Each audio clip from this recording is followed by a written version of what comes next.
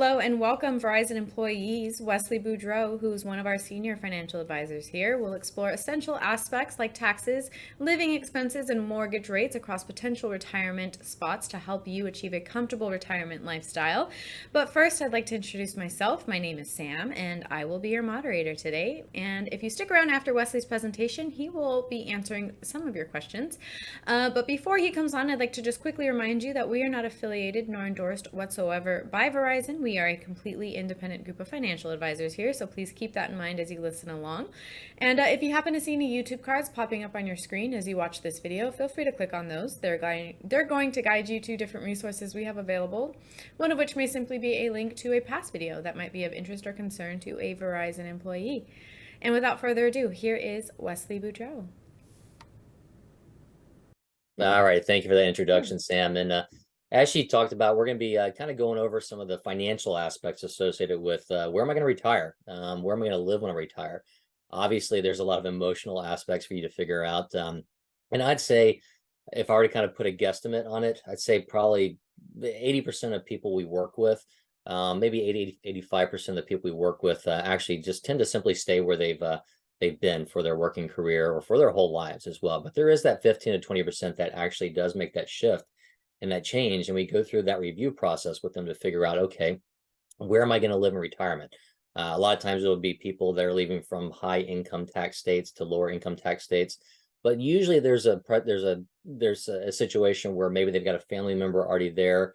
Maybe they grew up there and they've got some ties. It's not strictly just financial. We'll get into some of these financial aspects to think about, like housing costs, taxes, both state income taxes, property taxes, healthcare, things of that nature as well. So first and foremost, again, we want to understand the taxes, how those rates are going to affect you from one state to the other. One of the things I'll talk about at the end is we do run what's called a cash flow analysis, or really a financial plan. And a lot of times we'll talk with you about, are you staying in the same state, or should we compare two states? Let's say, for instance, somebody's looking at going from California across the state lines to Nevada. Big difference there in state taxes because of going from a high income tax state to no income taxes, or maybe they're moving to Arizona, or maybe somebody's going from New York down to Florida. We can compare those side by side and show you not just how it looks now, but how it's going to look over the next 20, 30 years. And you'd be surprised at how much those savings can add up to. We also got to factor in property taxes. I'll show you some charts here, kind of giving you the breakdown of property taxes across America. And again, those are going to be kind of a state by state, but also county by county. So it's something to dig into on a one-on-one basis. But again, it's also a factor of it may have low property taxes, but it may have high values of property. So we got to compare that as well.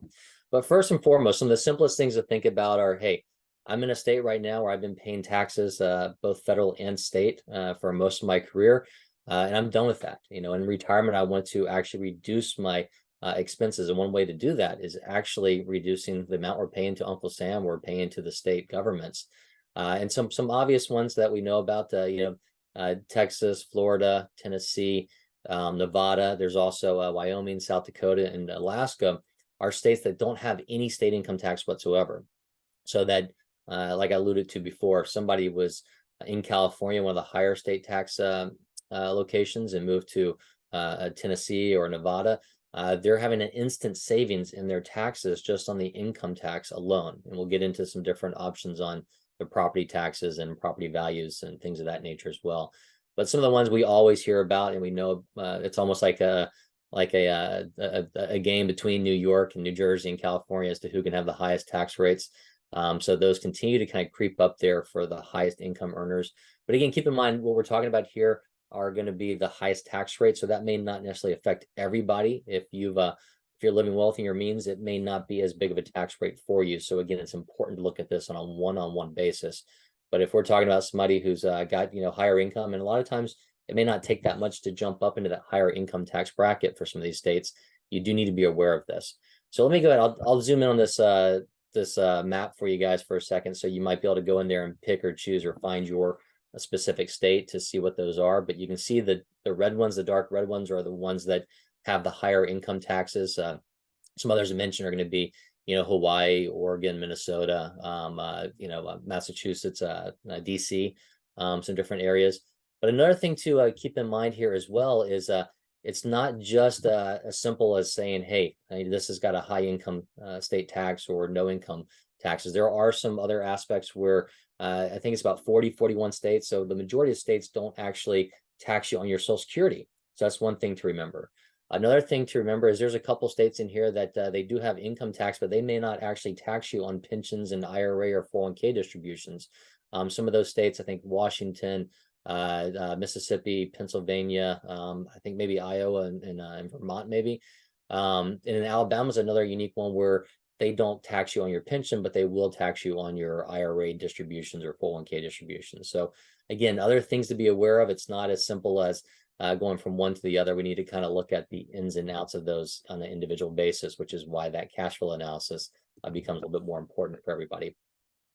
Now, the other thing to think about is, okay, what about my property taxes?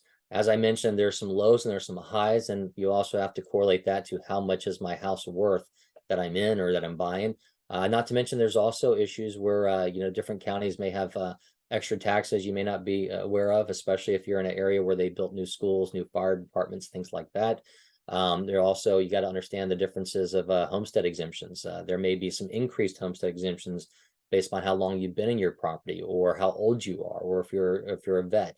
There's a lot of different things to look at there as well. And there's some programs where in some states where you can actually avoid property tax altogether if you're a vet. So there's a lot of different things to look at there.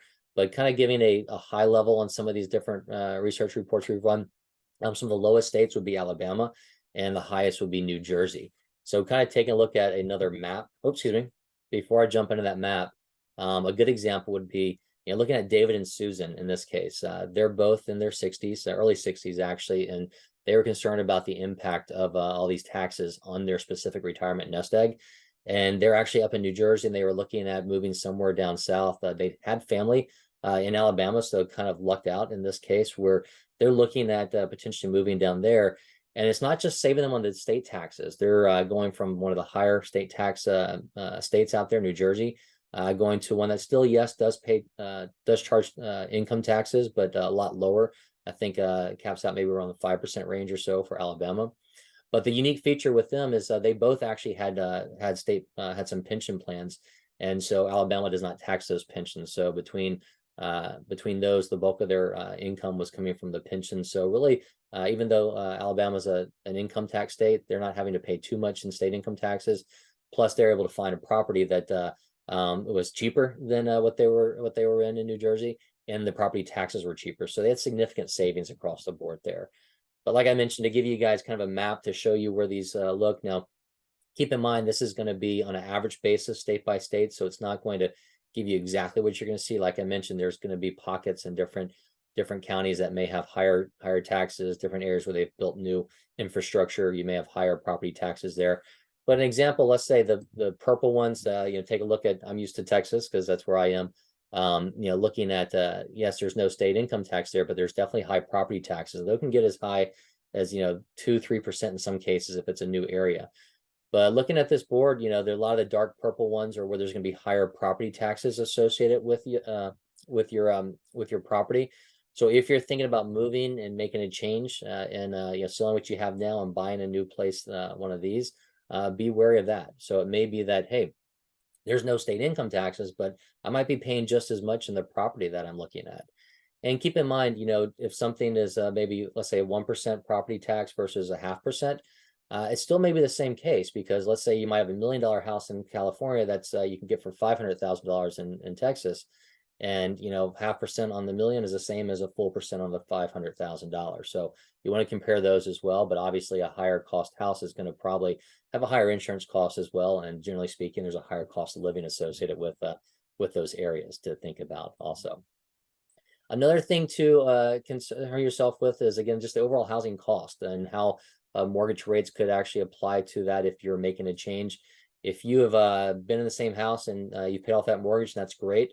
But maybe you're thinking about moving to a different area. In some cases, I'm gonna say it's counterintuitive, but we got people that move from Texas to California, or people that move from Florida to New York because they've got family, or because they always want to retire one of those places and they understand the taxes, and we go through that aspect with them as well.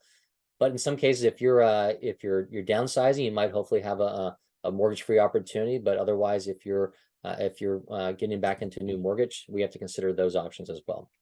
So this is put on here for kind of a big variation to show you. Now, I don't know anywhere we can find a house as cheap as probably 115,000 that you may want to live in at this point, but this report is showing you that I think it wasn't that long ago, but your house is as cheap as about $115,000 in Hot Springs, Arkansas, which is a fairly major retirement community area in Arkansas. I think the average in Arkansas now is probably closer to 200,000 or so if you look across the state.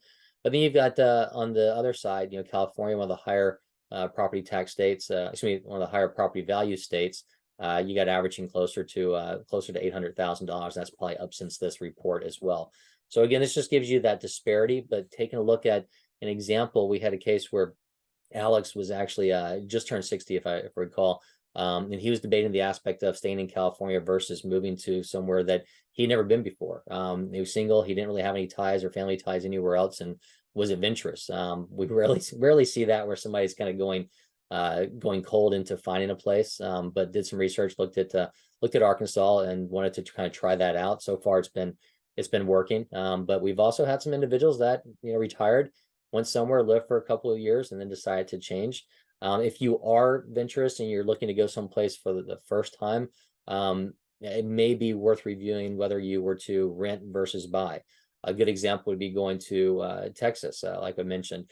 No state income tax, but high property taxes. So if you're a renter, it's actually beneficial. You got no state income taxes, and you've got no property taxes. Now, obviously, it gets passed on to you as a renter, but things to consider as well. If you're trying something out, you may not want to just jump in and buy something and have to go through trying to sell that in a couple of years or so. But in his case, he was reducing what he could, or he was able to increase what he could afford. In the case of a much smaller place in California for more expensive than a larger place in Arkansas. So like I said, so far that has worked out. But again, that's just one of the things to consider. If we look at the property values across America, I'd call this kind of a heat map, if you would. You can see those dark orange, that kind of the burnt orange is going to be where there's more expensive property, and it's safe to say most of those are around the coast. You can see definitely the West Coast is littered with the dark colors. The East Coast, some, Florida, some as well. And there's some pockets there you can kind of see in the Texas area, Austin. There's some different pockets in Colorado, Wyoming, things like that, where there are some higher concentrated areas of high property values. But it's very important to understand that whenever you're deciding to transition or move as well. All these kind of go hand in hand, and you tie those together. So if you are moving and you don't have the ability to just simply downsize and use the value in your home, and you need to go out there and get a mortgage, you have to factor in mortgage rates as well. Unfortunately, one of the side effects that was a positive, I guess, from the pandemic was we had super low interest rates during that time period. So if you were able to buy something or refinance at that time, then that was great for you. That's one of the issues we're seeing right now, where people have gotten into those low interest rate loans and nobody wants to change. So we've gotten a shortage of supply in the real estate market there, which is helping increase that move up. But that's something to factor in. Interest rates now have been over 6%. Chances are, we'll start to see the Fed kind of come down on rates in the summer, hopefully, and we may see those follow. But by no means are we getting back to where we were during pandemic levels. So it's really important to understand that and run those reviews to find out what your actual mortgage would be, because it's not going to be what it is now, possibly. And then you also got to factor in, real estate, if it continues to keep going up, could be an inflation hedge. Now, obviously, we've had corrections in the past, the savings loan crisis, early 90s, we've had the 2008 bubble. But since then, we've seen, prices appreciate. And like I said, there's a supply issue. So hopefully we don't see a major correction at this point, but keep that in mind. That can be a little bit of an inflation hedge for you as well. No guarantees there, but in the last decade or so, we've seen those continue to move up, obviously.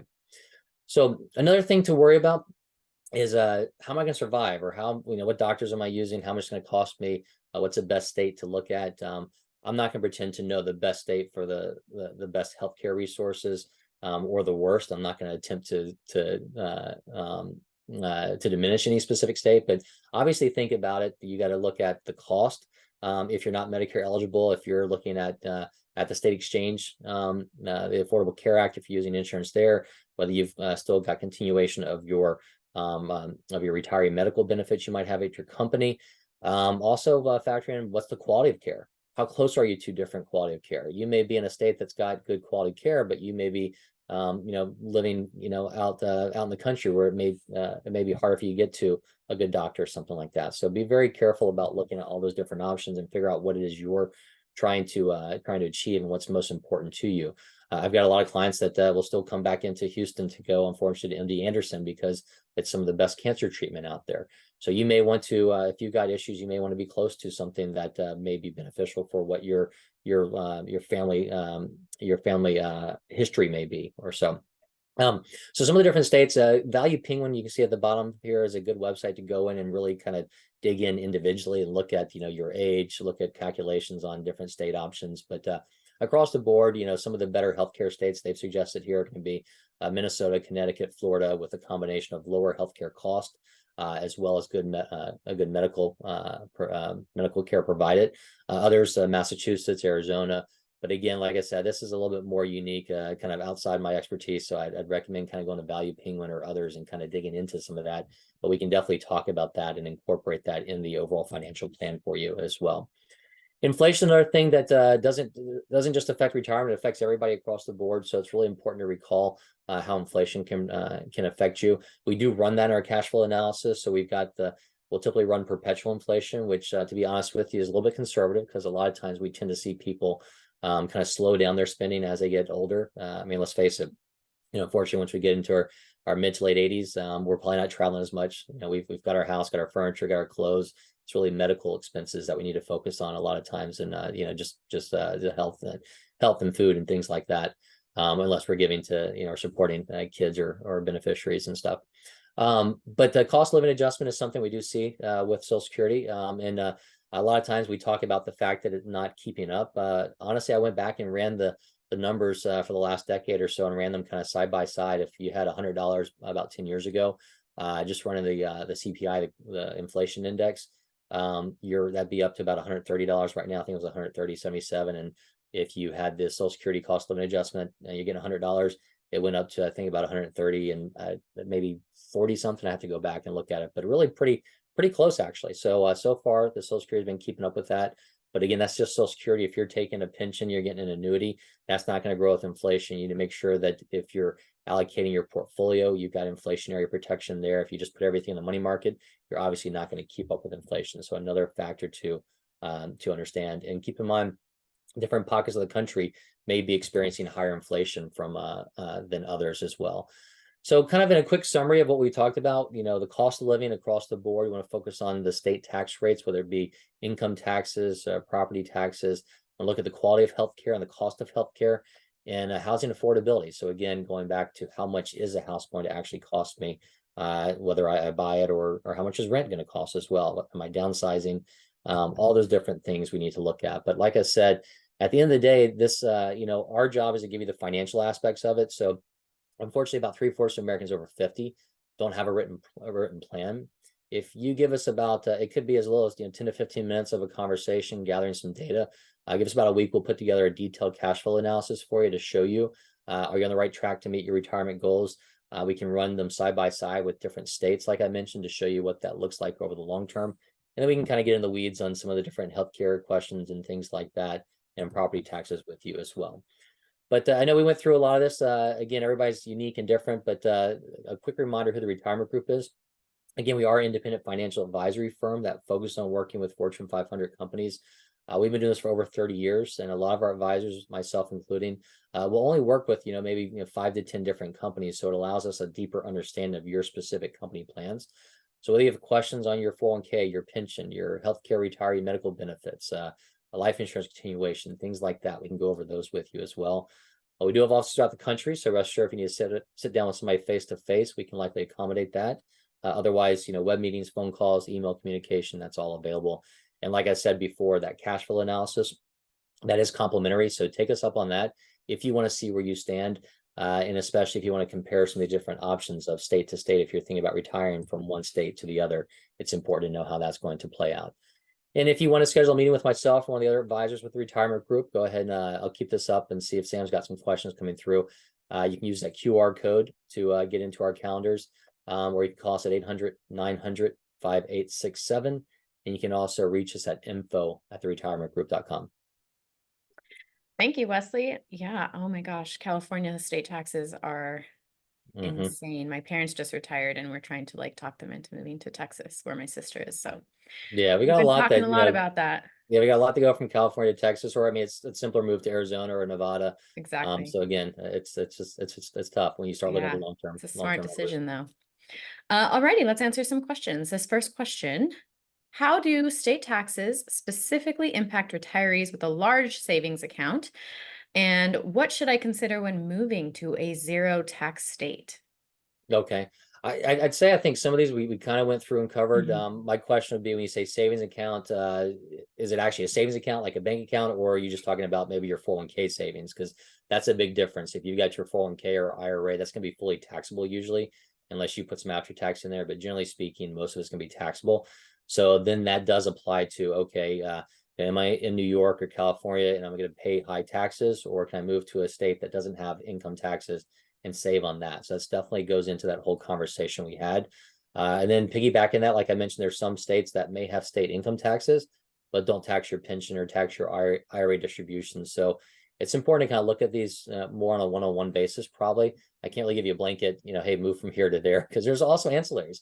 A lot of times, it's worth the quality of life because you want that different climate or the different things that are around you, or you're near your family. But I would say, first focus on the tax savings potentially there, and then we dig into the other issues of the property tax, the healthcare benefits, and everything on the financial side. And that's up to you and your family to think about the emotional side and what your quality is going to be as well. So, not a direct answer, but hopefully that kind of helps. Thank you. Alrighty, this next one. Considering I'm nearing Medicare eligibility, how do healthcare costs and quality in states compare to each other? Okay. I had that one slide in there. I'd probably reference you going back to Value Penguin or AARP or another site like that. I'm not gonna have the quick answer to what's the best state for somebody. But like I said, look at it from a personal standpoint. It may be, God forbid you've got cancer in your family or you've got a history of heart disease. You may say, okay, well, I need to make sure that I'm near a hospital facility. And it may be that we look at one of those states and it wasn't necessarily said it was the best state for healthcare retirees, but that's on a state level. You might say, well, I'm focusing on going to the city or the county that's got the best hospital in that area. So those are things to kind of think about. But there are some different higher cost states, especially if you're not on Medicare yet and you're paying out of pocket or you're paying the state exchange. There's other states that maybe only have one or maybe two choices when you go in there and look at the healthcare exchange. So it's really important to look at those. So the best you could do, or there's not a blanket answer. If you've got like two or three states you're thinking about, give us a call. We can kind of run through those with you and kind of give you the pros and cons of those as well. Alrighty, thank you. This last one. How does the current inflation rate and the role of mortgage rates influence where I should consider buying a retirement home? Okay. Well, the mortgage rates and inflation rates are Mhm. really going to be kind of a national effect for you. I think more importantly, to kind of figure out where you should buy a home if you're downsizing or retiring and moving states, is going to go back to those property taxes and really the home value. So again, if you're going from a state that's got high property values and it may have low property taxes, but go to another state that's got lower, you can you can afford more or get a bigger house for less, or you can get a cheaper house if you're going apples to apples. It may have higher property taxes, but effectively you might be saving because you're in a lower cost state because it's going to cost you less for everything else.